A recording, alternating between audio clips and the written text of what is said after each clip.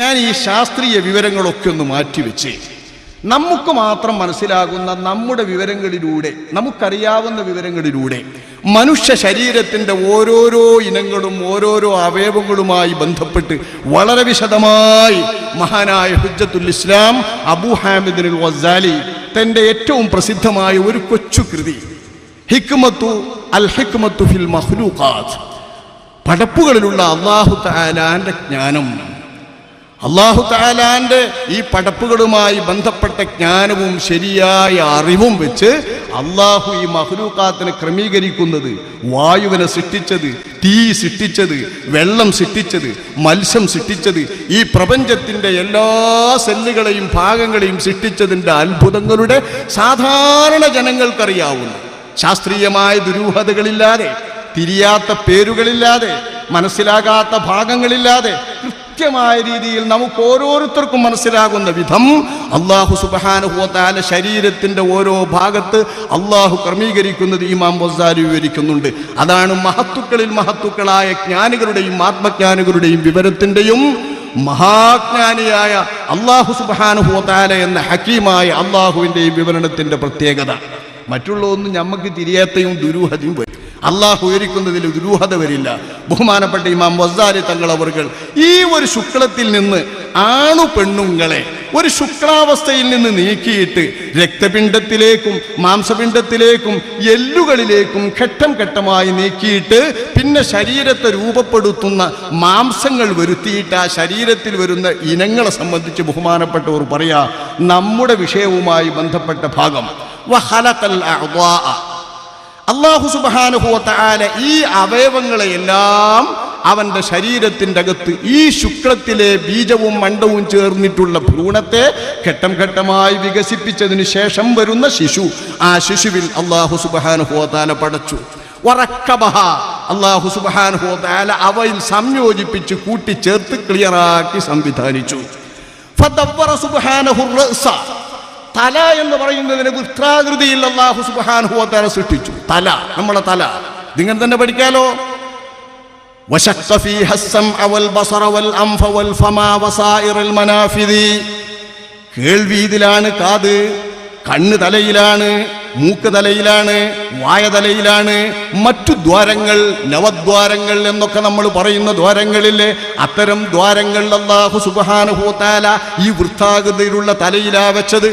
ഫജഅലൽ ഐന, അല്ലാഹു തആല കണ്ണിനെ കാഴ്ചക്കാക്കി.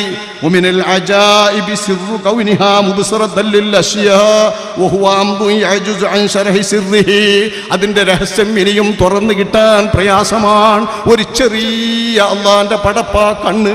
ആ കണ്ണല്ലേ ഈ ലോകത്തെ വസ്തുക്കളെ മുഴുവൻ കാണുന്നത്. ആകാശഗംഗ എന്ന് നമ്മൾ വിശേഷിപ്പിക്കുന്ന ഏതെങ്കിലും ഭാഗം ഈ കണ്ണിൽ ഉൾക്കൊള്ളാതുണ്ടോ? സൂര്യഗോളം ഈ കണ്ണിൽ ഉൾക്കൊള്ളുന്നില്ലേ? ചന്ദ്രൻ ഈ ഉൾക്കൊള്ളുന്നില്ലേ? മിന്നാമിനുകളായി കാണുന്ന ഈ ഭൂമിയേക്കാൾ 1000 ലക്ഷം മടങ്ങുകളൊക്കെയുള്ള വിശാലമായ ഗോളങ്ങളായി, വിസ്തൃതമായ ഗോളങ്ങളാക്കി അല്ല പടച്ച ഈ കാണുന്ന മിന്നാമിനുകൾ പോലുള്ള നക്ഷത്രങ്ങളൊക്കെ നമ്മളെ കണ്ണിന്റെ ഉള്ളിൽ കൊള്ളുന്നില്ലേ? എല്ലാം ഈ കണ്ണിന്റെ ഉള്ളിലടങ്ങും. 7 അടുക്കുകളാണ് കണ്ണിനുള്ളത്. ഈ 7 അടുക്കുകളിൽ ലികുല്ലി ത്വബഖത്തിൻ സിഫത്തും വഹൈഅത്തും മഖ്സൂസത്തും ബിഹാ, ഓരോ അടുക്കിനും അതാതുമായി ബന്ധപ്പെട്ടിരിക്കുന്ന സവിശേഷമായ ആകൃതിയാണ്, സവിശേഷമായ ഗുണങ്ങളാണ്. ഫലൂ ഫുഖിദത്തു ത്വബഖത്തും മിൻഹാ ഉസാലത്ത് ലതഅത്തലത്ത് അനിൽ ഇബ്സാർ, ഒരടുക്ക് നഷ്ടപ്പെട്ടാൽ, ഒരടുക്കിന്റെ ക്രമം തെറ്റിയാൽ കാഴ്ച എന്ന ഒന്നില്ല. പിന്നെ 7 അടുക്കുകളും പ്രവർത്തന സജ്ജമായിരിക്കുമ്പോഴേ, അതതിൻ്റെ ആകൃതിയിൽ അതിൻ്റെ സമതുലനം നിലനിൽക്കുമ്പോഴേ, കൃത്യമായി അതിൻ്റെ അതില് നിലനിൽക്കുമ്പോഴേ അത് കാണുക എന്ന ധർമ്മം നിർവഹിക്കുകയുള്ളൂ. വന്നുർ ഇലാ ഹൈഅത്തിൽ അശ്ഫാരില്ലതി തുഹൈതു ബിഹാ, ഈ കണ്ണിനില്ലേ 2 മൂടികൾ, കണ്ണിനെ വലയം ചെയ്യുന്ന മൂടികൾ. നിനക്ക് കാണേണ്ട എന്ന് വെക്കുമ്പോൾ അടക്കാൻ കഴിയുമല്ലോ ഈ കണ്ണിന്റെ പോളകൾ കൊണ്ട്. കാണണമെന്ന് തോന്നുമ്പോൾ തുറക്കാൻ കഴിയുമല്ലോ ഈ കണ്ണിന്റെ പോളകൾ. ആ കണ്ണിന്റെ പോളകളിലും ആ കണ്ണിന്റെ മൂടികളിലും വെച്ച വമാ ഖലഖ ഫീഹാ മിൻ സുർഅത്തിൽ ഹറക, എത്ര പെട്ടെന്നാണ് അത് ചലിക്കുന്നത്, അനങ്ങുന്നത്. കണ്ണ് മിഴിക്കുക, കണ്ണ് തുറക്കുക, കണ്ണടക്കുക എത്ര ക്ഷണനേരം കൊണ്ട് സാധിക്കും? വേറെ ഏതെങ്കിലും ഒരു ഭാഗത്ത് തുറക്കാനോ നീക്കാനോ അങ്ങനെ സാധിക്കുമോ? ഒരു കണ്ണിന്റെ ആവരണം കണ്ണ് മിഴിക്കാനും കണ്ണ് തുറക്കാനും കണ്ണടക്കാനും എത്ര പെട്ടെന്ന് സാധിക്കും? അടച്ച കണ്ണ് തുറക്കാൻ എത്ര സാധിക്കും? ഇതിനാവിധം സംവിധാനിച്ച അല്ലാഹ് എന്തിനാണിത് സംവിധാനിക്കുന്നത്? നിന്റെ കണ്ണെന്ന ഭാഗത്തെ കാക്കാൻ. അതിനകത്തേക്ക് ചേരുന്ന പൊടിപടലങ്ങളോ മറ്റേതെങ്കിലും പ്രാണികളോ കടന്നു ചെല്ലുമ്പോൾ അത് പെട്ടെന്ന് അതിന്റെ ശല്യം തീർക്കാൻ. ഫക്കാനത്തിൽ അശ്ഫാർ ബിമൻസിലതി ബാബി യുഫ്തഹു വഖ്തൽ ഹജ വയുഗ്ലഖു ഫീ ഗൈരി വഖ്ത്. സമയമില്ലാത്ത സമയത്ത് അടക്കാനും വേണ്ട സമയത്ത് തുറക്കാനും പറ്റുന്ന ഒരു വാതിൽ പോലെയാണ് അല്ലാഹു തആല കണ്ണിന്റെ മൂടി വെച്ചിരിക്കുന്നത്. ആ മൂടി, ഇതിന്റെ മൂടിയിൽ വെറും സംരക്ഷണം മാത്രമല്ല, വലമ്മാ കാനൽ മഖ്സൂദ് മിനൽ അശ്ഫാർ ജമാലൽ ഐനി വൽ വജ്ഹി, മുഖത്തിന്റെ ചന്തം അവിടെയാണ്, കണ്ണിന്റെ ചന്തം അവിടെയാണ്. ആ കണ്ണിന്റെ ചന്തവും കണ്ണിന്റെ ചന്തത്തോടൊപ്പം മുഖത്തിന്റെ ചന്തവും കൂടി ഇതിൽ ലക്ഷ്യമാക്കിയതുകൊണ്ട് ജഅല ശഅറഹാ അലാ ഖദരിൽ ലാ യസീദു സിയാദതൻ തുദുറു ബിൽ ഐൻ, കണ്ണിന് ഉപദ്രവമാകാത്ത വിധമാണല്ലോ ആ മൂടിയുടെ തലപ്പത്ത് അല്ലാഹു കൊടുത്ത മുടികൾ. കാണാനെന്ത് ചന്തമാണ്! ആ മുടികൾ ഒരൽപ്പം നീണ്ട മുടിയായിരുന്നു കൺപോളയുടെ മുടിയെങ്കിൽ, എന്റെയും നിങ്ങളുടെയും കൺപോളയുടെ മുടികൾ ഒരൽപ്പം നീണ്ട മുടിയായിരുന്നെങ്കിൽ, ഒരൽപ്പം കാട് മൂടിക്കിടക്കുന്ന മുടിയായിരുന്നെങ്കിൽ കാണാൻ പറ്റുമോ മുഖം? കണ്ണ് കാണാൻ പറ്റുമോ? പിന്നെന്തെല്ലാം ഉപദ്രവങ്ങൾ ഉണ്ടാകും ഒരു കണ്ണ്. ഇരിക്കട്ടെ, ആ കണ്ണിന്റെ അകത്ത് വഖലഖ ഫീ മാഇഹാ മലൂഹാ, അതിന്റെ ജലം ഉപ്പുരസമാണ്. ഉപ്പരസമുള്ള ജലം വെച്ചിരിക്കുന്നത് എന്തിനാണ്? ചെറിയ ചെറിയ ജീവികൾ, സൂക്ഷ്മജീവികൾ, പ്രാണികൾ, അത്തരം പ്രാണികളൊക്കെ വന്നാൽ ആ പ്രാണികൾ അതിൻ്റെ അകത്തേക്ക് കടക്കുമ്പം തന്നെ അത് നശിക്കും, അത് കഷ്ടിക്കപ്പെടും. അതിന് പറ്റുന്ന വിധം അതിന് ഉപ്പുരസമാണ് അല്ലേ? ശരീരത്തിൻ്റെ അകത്ത് മൂക്കിന്ന് വരുന്ന നീരിന് ഒരു രുചിയാണ്, കണ്ണിന്ന് വരുന്ന രുചിയാണ്, ശരീരത്തിന്റെ ഭാഗങ്ങളിൽ നിന്ന് വരുന്ന വിയർപ്പുകൾക്ക് പല ഗന്ധമാണ്, പല രുചികളാണ്. ഓരോന്നിനും ഓരോ തരം രുചികൾ അല്ലാഹു തആല വെച്ചിരിക്കുന്നതിലൊക്കെയും പല ഹിക്മത്തുകളുണ്ട്. ഇതൊരു കണ്ണിന്റെ കാര്യം, കണ്ണിൻ്റേത് തന്നെ വെച്ചിട്ടില്ല. സുദീർഘമായി മഹാനർ പറയാ, നമ്മളൊരൽപ്പം പുറകോട്ട് പോരാം. നിന്റെ വായ നോക്ക്, ആ വായന്റെ ഉള്ളിലുള്ള നാക്ക് നോക്ക്. നാക്കും വായും അല്ലാഹു തആല തന്നിരിക്കുന്നത് നിന്റെ വായ അടക്കാനുള്ള മറയാക്കി രണ്ട് ചുണ്ടുകൾ തന്നിരിക്കുന്നു.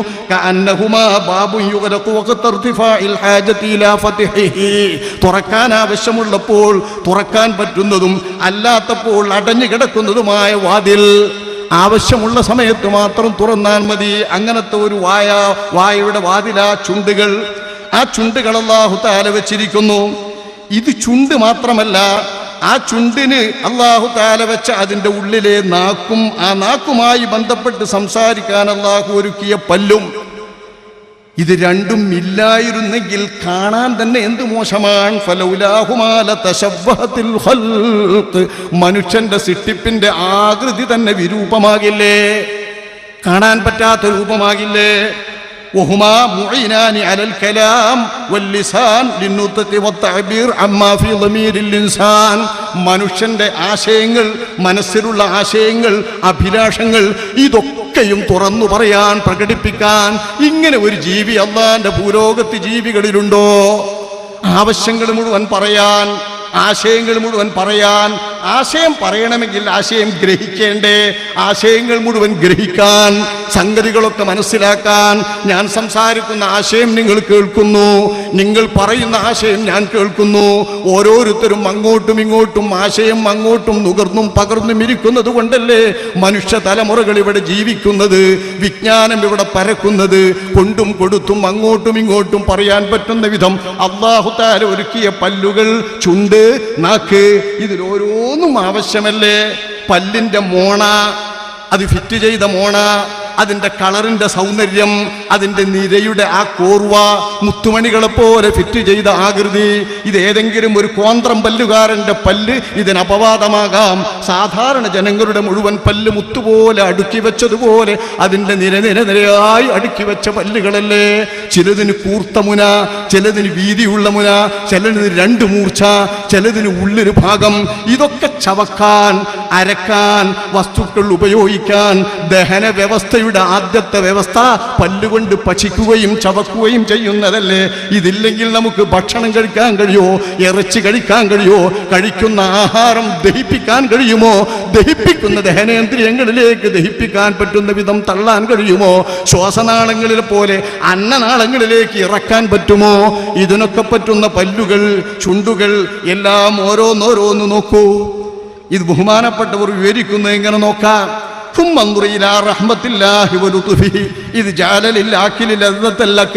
തിന്നാനുള്ള രസം, തിന്നുന്ന ഒരാൾക്ക് ചവച്ചാൽ തന്നെ തിന്നാനുള്ള രസം. എന്താ രസം? രുചിയുടെ ശേഷി അള്ളാഹു നാക്കിൽ വെച്ചിരിക്കുന്നു.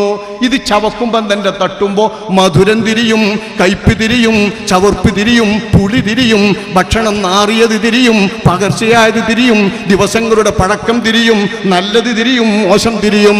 ഇതൊക്കെ തിരിയാൻ പറ്റുന്ന വിധം മനുഷ്യന്റെ അവയവങ്ങൾ ഓരോന്ന് നോക്കൂ. മൂക്കൊന്ന് നോക്കൂ. എന്റെ നടുവിന്റെ, നിന്റെ മുഖത്തിന്റെ നടുവിൽ നാട്ടിവെച്ചിരിക്കുന്നു മൂക്ക്, ഉയർന്ന വിധം. എന്താണ് ആ മൂക്കിന്റെ ആകൃതിയുടെ ചന്തം? എന്താണ് അതിന്റെ മൂക്കിന്റെ 2 ദ്വാരങ്ങളുടെ രൂപം? അതിൻ്റെ അകത്താണ് മണക്കാനുള്ള ശേഷി. ഇതൊക്കെ വെച്ചിട്ട് അല്ലാഹു തആല തന്നത് നിങ്ങളുടെ വസ്തുക്കൾ, ഭക്ഷണ വസ്തുക്കൾ, കുടിവസ്തുക്കൾ, മറ്റേത് വസ്തുക്കളും മണക്കാൻ, മുത്താൻ, മണക്കാൻ, ആസ്വദിക്കാൻ അല്ലാഹു വെച്ച മൂക്കിന്റെ ആ 2 ദ്വാരങ്ങൾ, അതിലുള്ള മണശേഷി.